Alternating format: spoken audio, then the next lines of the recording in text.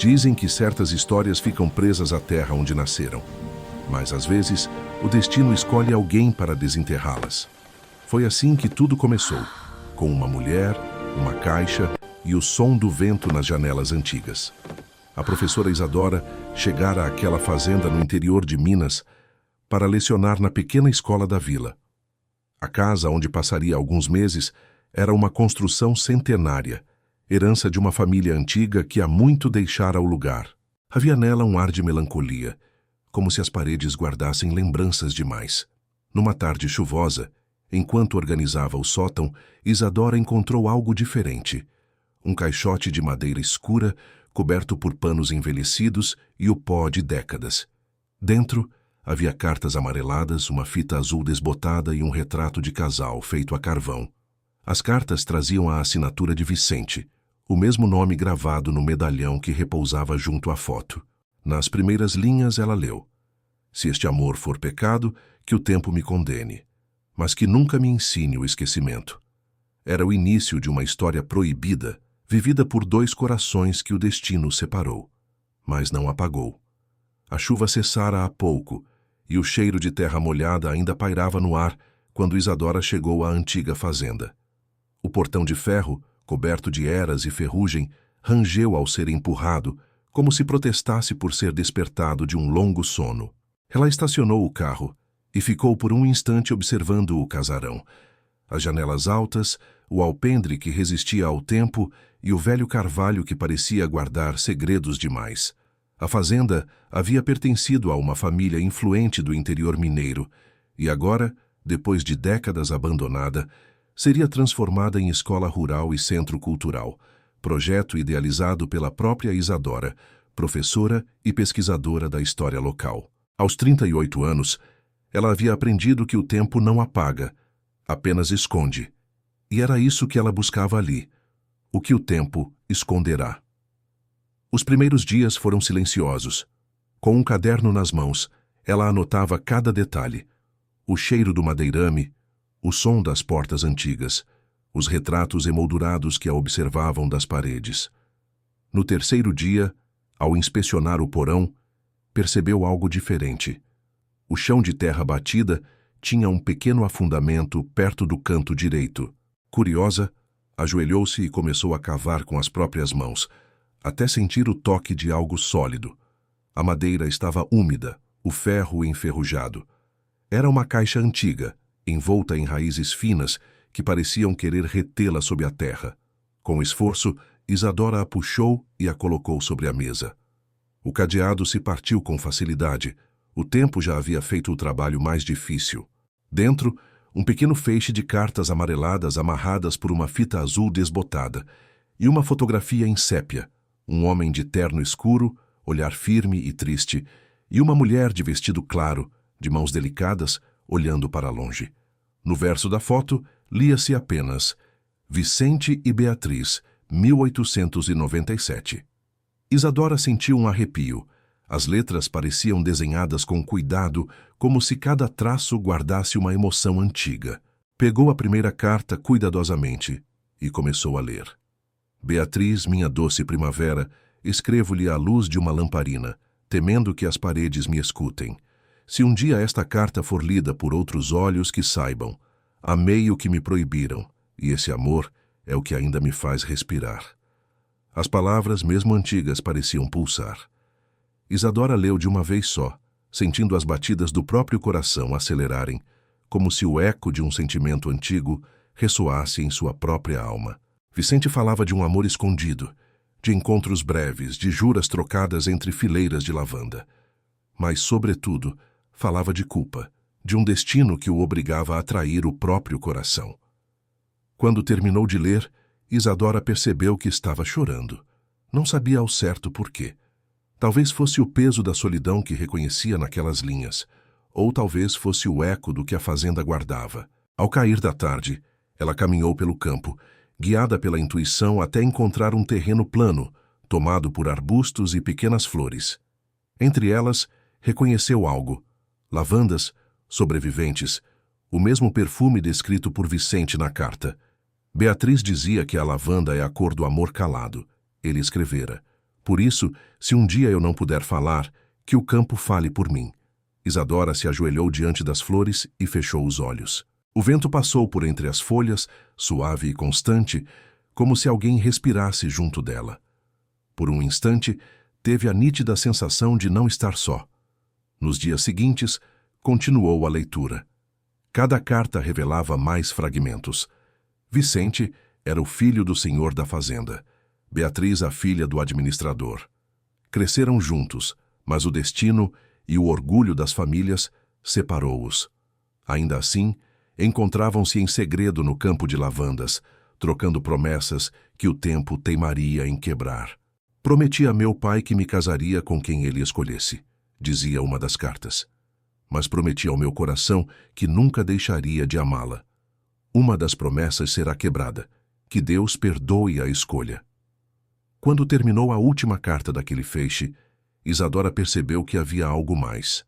No fundo da caixa, um pequeno símbolo gravado, 2 iniciais entrelaçadas, BM, e sob o forro, um papel fino, quase invisível, preso com cera antiga. O bilhete dizia apenas: se alguém encontrar, saiba, a verdade não está na terra, mas no que o vento ainda sopra. Isadora ergueu os olhos, confusa.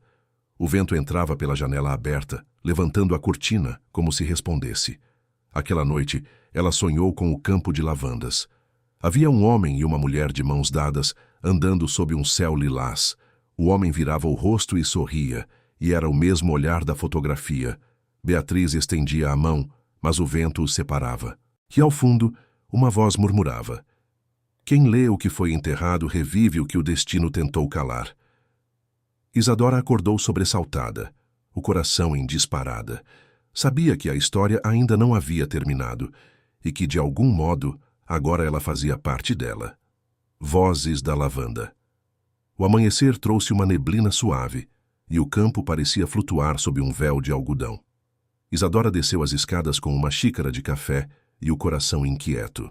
As cartas lidas no dia anterior não saíam de sua cabeça, especialmente a última, em que Vicente dizia que o amor, às vezes, é uma forma de desobediência.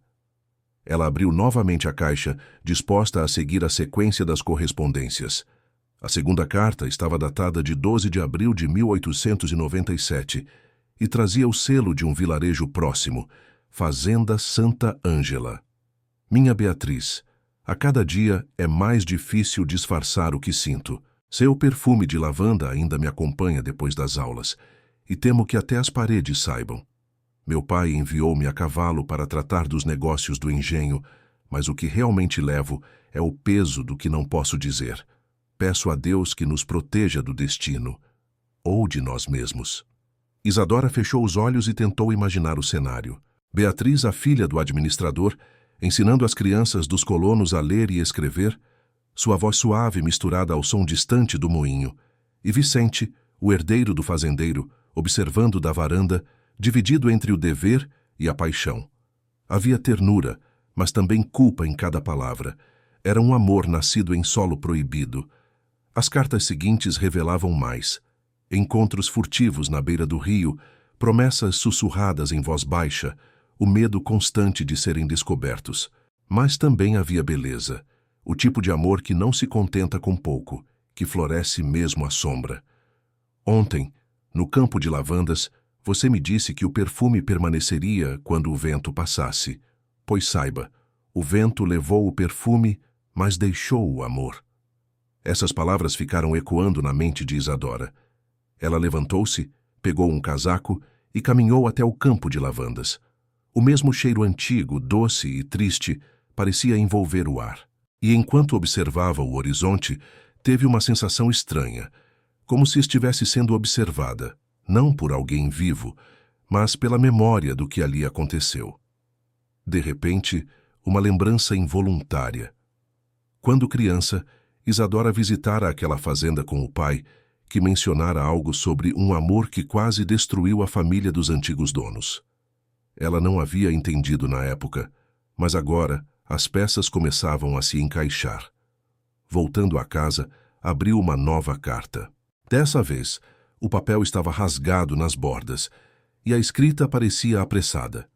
Meu pai descobriu nossas cartas, O administrador foi dispensado e você será enviada à fazenda de uma tia em Ouro Preto. Fui chamado à sala e ouvi de seus lábios que jamais mancharia o nome da família com uma moça sem dote. Eu quis gritar, mas o dever me amarrou a esta casa. Perdoe-me se não for, perdoe-me se ficar. Isadora sentiu o peito apertar. Era impossível não se comover. O amor deles estava sendo arrancado pela raiz. E ainda assim Vicente escrevia com doçura, sem rancor, sem revolta, apenas com a dor de quem entende que há batalhas que o amor não vence. Nos dias que se seguiram, Isadora sonhou com eles todas as noites, não como personagens distantes, mas como presenças vivas próximas. Em seus sonhos, Beatriz usava um vestido azul, com os cabelos presos por uma fita clara, e Vicente sempre aparecia à distância, com o olhar de quem carrega um segredo grande demais. Quando ela acordava, a fazenda parecia respirar com ela, como se compartilhasse a mesma lembrança. Certa tarde, ao explorar o sótão, Isadora encontrou uma pequena estante coberta de poeira. Entre livros de capa dura, havia um caderno de anotações, com a mesma caligrafia das cartas. No interior, pequenos desenhos, lavandas, pássaros, e no rodapé de uma página a frase: "O amor é a única herança que o tempo não rouba." Ela percebeu que o caderno era de Beatriz. As anotações falavam sobre aulas, sobre sonhos e sobre o medo de ser esquecida. E no final uma linha escrita com tinta mais escura: "Se o vento levar tudo, que leve também a culpa." Isadora encostou o caderno no peito e respirou fundo. A história não era apenas sobre o amor deles, era sobre o peso que cada geração carrega, o medo de se rebelar contra o destino. Naquela noite, o vento voltou a soprar forte. A janela bateu com força e a lamparina tremeluziu. Ela olhou para o espelho e, por um instante, teve a impressão de ver alguém atrás de si, uma mulher de vestido azul, sorrindo com tristeza. Mas quando se virou, não havia ninguém. Assustada, ela se aproximou da caixa e, instintivamente, colocou a mão sobre as cartas. O vento cessou. O silêncio profundo tomou conta do quarto. Isadora entendeu. O passado não queria assustá-la, queria ser ouvido, o amor e a desonra. Na manhã seguinte, a fazenda despertou em silêncio. As janelas da casa grande estavam fechadas, as cortinas pesadas impedindo que o sol entrasse. Do lado de fora, os trabalhadores evitavam o olhar do senhor da casa, que andava de um lado para o outro na varanda, como um homem à beira de um abismo. Vicente não dormira. O rosto pálido e o olhar distante denunciavam a noite em claro, marcada pelas vozes que ecoavam desde o escritório do pai, acusações, ordens e, por fim, uma sentença. A honra vem antes do amor. Ele sabia que, a partir daquele instante, nada seria igual. O pai havia descoberto as cartas, o segredo, e agora Beatriz estava sendo levada sob escolta para a fazenda de uma tia distante nas montanhas de Ouro Preto. Vicente tentou intervir, mas bastou um olhar frio para que compreendesse o que estava em jogo. O nome da família era uma moeda cara demais para ser manchada por amor. Caminhou até o estábulo com o coração em ruínas. O cavalo estava selado. O feitor, compadecido, desviou os olhos, mas não disse palavra. Vicente montou e partiu, galopando pelo caminho de terra, o vento cortando-lhe o rosto como lâminas. Chegou à ponte que atravessava o rio, o lugar onde sempre se encontravam. Mas Beatriz já não estava lá. O silêncio era absoluto, e o campo de lavandas se movia como um mar triste. Desceu do cavalo e caiu de joelhos. Enterrou as mãos na terra, ainda úmida da chuva da noite anterior, e chorou. Não o choro de um homem fraco, mas o pranto de quem entende que a vida acabara antes mesmo de começar. Nos dias seguintes, o pai impôs o castigo final, um casamento arranjado. A filha do coronel, rica, bela e fria como a porcelana que adornava a sala de jantar, seria sua esposa. Um acordo entre famílias, terras em troca de um nome. Vicente aceitou sem resistência. O amor que sentia por Beatriz havia se transformado em silêncio. E no silêncio, ele passou a viver. Do outro lado das montanhas, Beatriz tentava sobreviver ao exílio. A fazenda da tia era austera, o clima frio, o ar rarefeito. Escrevia cartas que nunca chegavam, falava ao vento o nome dele. A esperança era seu último abrigo. Certa noite, ao caminhar até o riacho, ajoelhou-se e fez uma promessa. Se o amor é pecado, que Deus me condene, mas não me deixe esquecê-lo. Anos se passaram. Vicente tornou-se pai, senhor das terras, e para os olhos do mundo, um homem respeitado. Mas dentro dele, o tempo havia parado. O campo de lavandas foi queimado para dar lugar ao pasto, e o casarão foi reformado para apagar qualquer traço do passado. Mas há coisas que o fogo não consome. E à noite, quando todos dormiam, Vicente caminhava sozinho até o pomar, onde o vento ainda trazia o perfume distante das flores que Beatriz amava.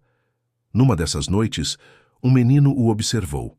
Seu filho mais novo, Henrique, curioso, sem entender a tristeza do pai. Vicente o pegou no colo, olhou para o céu e murmurou: "Há amores que não morrem, filho, apenas se escondem no tempo." Henrique cresceu ouvindo frases assim, sem saber o peso que carregavam. Décadas depois, a fazenda passou por heranças e partilhas. O nome de Vicente virou história e o campo de lavandas desapareceu do mapa. Mas o vento, esse mesmo vento que Beatriz invocara, continuava soprando, guardando nas dobras do tempo o que os homens tentaram enterrar. Em seu presente, Isadora lia essas cartas com um nó na garganta. O que mais a impressionava não era a tragédia, mas a fidelidade de um sentimento que atravessara o impossível. Quanto mais lia, mais sentia que o sangue daqueles dois corria por veias próximas, como se de algum modo a história fosse parte dela também. Uma das últimas cartas de Vicente estava manchada por algo escuro, talvez vinho, talvez lágrimas. Beatriz, dizem que o tempo cura, mas o que ele faz é ensinar a suportar. Eu cumpri o dever que me impuseram, mas ao deitar, ainda ouço o som da sua voz nas minhas noites de insônia. Se Deus me conceder o perdão, quero apenas vê-la uma vez mais, nem que seja nos sonhos. Isadora fechou os olhos. Era uma súplica silenciosa, um eco de saudade que atravessava séculos. E pela primeira vez, ela percebeu algo nas cartas, pequenas assinaturas nos cantos com iniciais diferentes. Em algumas lia-se VM, em outras, BM. O M, ela percebeu, não era o sobrenome de nascimento, era o de Monteiro, o mesmo de sua avó. Seu coração acelerou. Pegou o celular, procurou nos registros do cartório local e confirmou. A família Monteiro havia sido dona das terras vizinhas àquelas, e entre os primeiros registros de nascimento constava o nome de uma mulher, Beatriz Monteiro, falecida em 1904. A data batia com a última carta. Isadora sentou-se atordoada. Beatriz era sua ancestral. Levantou-se, abriu a janela. O vento soprou forte, espalhando alguns papéis pelo chão. Entre eles um caiu virado, mostrando algo que ela nunca havia notado. No verso da última carta, havia uma frase gravada à caneta. Um dia, alguém lerá o que o destino tentou apagar, e quando isso acontecer, estaremos juntos novamente. Aquela noite, Isadora sonhou de novo, mas desta vez não como espectadora. No sonho, ela caminhava pelo campo de lavandas sob o entardecer. O ar tinha o cheiro do passado, e ao longe, duas figuras a esperavam. Beatriz, de vestido azul, sorria. Vicente estendeu-lhe a mão. "Obrigada por nos devolver o tempo", ele disse, com um olhar que parecia atravessar o tempo e o corpo. Quando Isadora acordou, o perfume de lavanda ainda pairava no quarto. E na escrivaninha, um detalhe que a fez estremecer. A fita azul que amarrava as cartas agora estava desfeita, mas o nó que ela jurava ter feito na noite anterior não estava desatado. Estava cortado. A última carta e o legado. O amanhecer chegou com o céu de um azul pálido, e a fazenda parecia suspensa entre dois tempos. Isadora acordou antes do sol. O vento sussurrava do lado de fora, e o silêncio da casa trazia algo de sagrado, como se cada parede esperasse o desfecho de uma história antiga. Ela sentou-se à mesa, diante da caixa, agora aberta, com todas as cartas espalhadas em ordem. Entre elas, percebeu um pequeno envelope que ainda não havia sido lido. A cera estava intacta, com o mesmo símbolo gravado no fecho. 2 iniciais entrelaçadas, V e B. O coração de Isadora acelerou. A carta estava endereçada não a Beatriz, mas a quem vier depois. O papel amarelado guardava palavras que pareciam escritas para o futuro ou para ela. Se estas linhas chegaram às mãos de alguém, é porque o tempo decidiu ter piedade. Aquele que lê agora não nos conhece, mas carrega dentro de si o mesmo desejo que tivemos: entender o amor que o destino separa, mas a eternidade une. Fomos silenciados por vozes que já não existem, mas o vento ainda sabe nossos nomes. E se o vento o tocar ao ler estas palavras, saiba, somos nós, enfim, sendo lembrados. Isadora segurou a carta com as mãos trêmulas. As lágrimas vieram sem resistência. O texto parecia vivo, como se Vicente falasse com ela através do tempo. E pela primeira vez, ela sentiu que a caixa não era apenas um relicário, era um pedido. Um pedido de redenção. Nos dias seguintes, ela se dedicou a restaurar o casarão. Mandou limpar o campo onde as lavandas cresceram, pediu que replantassem as flores e colocou uma placa de madeira com uma inscrição. Aqui o amor esperou o tempo passar. Enquanto coordenava os trabalhos, começou a notar algo curioso. Os moradores mais antigos do vilarejo a observavam com respeito. Alguns, com emoção.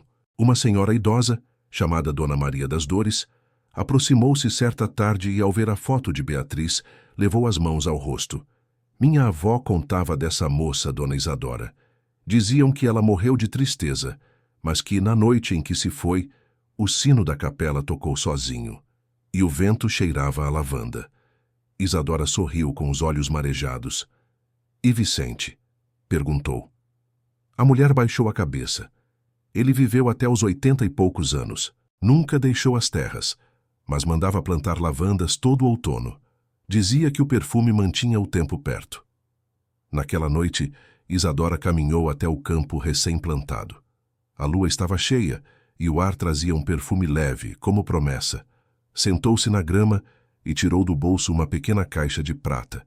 Dentro dela, guardava a fita azul, o anel de Beatriz e a última carta.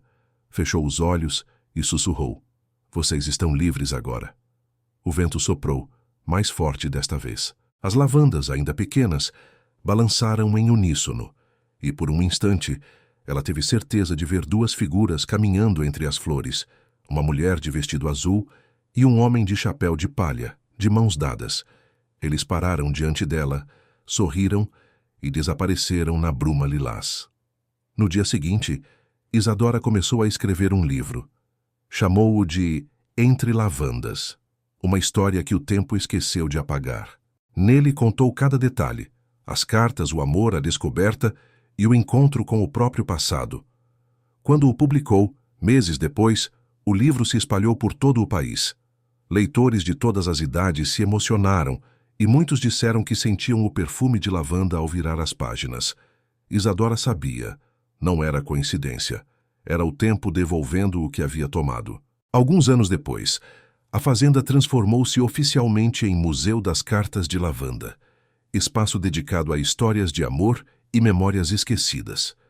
E em uma das vitrines centrais repousava a caixa de madeira original, com a fita azul cuidadosamente preservada. Ao lado, uma placa dizia: Esta caixa foi encontrada por Isadora Monteiro, descendente de Beatriz Monteiro.